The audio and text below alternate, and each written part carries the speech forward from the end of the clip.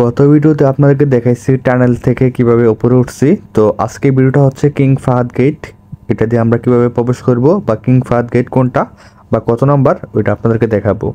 আসলে king Fahad gate number হচ্ছে 79, মানে 79। তো এটা আপনাদেরকে দেখাইতেছি, আপনারা একটু ধৈর্য সহকারে দেখবেন। তো আমরা আজকে ওই দিকে যাওয়ার চেষ্টা করব, কারণ ওই দিক দিয়ে প্রবেশ পথ খোলা এখন। তো বিভিন্ন সময় বিভিন্ন গেট খুলে দেওয়া হয় যাওয়ার জন্য আমার জানা মতে। তো এখন আমরা 69 নাম্বার বা কিং ফাহাদ গেট এটা দিয়ে প্রবেশ করব ভিতরের দিকে।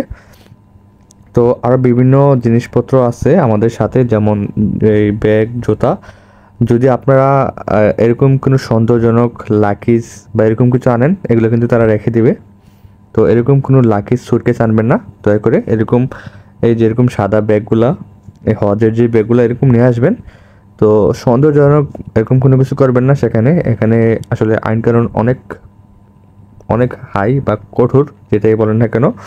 তো আমি, আব্বু, নানু, আমার ছোটো ভাই আমরা কিন্তু সামনের দিকে চলে যাচ্ছি। আরেকটা বিষয় হচ্ছে, অনেকে কিন্তু কাবা শরীফের সামনে গিয়ে আসলে জুতাগুলা খুলে, এগুলো আমার কাছে খুব খারাপ লাগছে।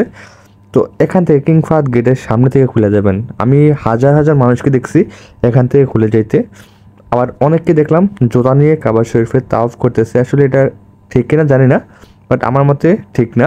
তো চাইলে এখান থেকে খুলে যেতে পারেন আমাদের মতো। আমরা কিং ফাহাদ গেটের সামনে গেছি, যাওয়ার পর এখান থেকে আব্বু বলছে জুতাগুলো খুলে ফেলো। তো আমরা এখান থেকে খুলে ফেলছি।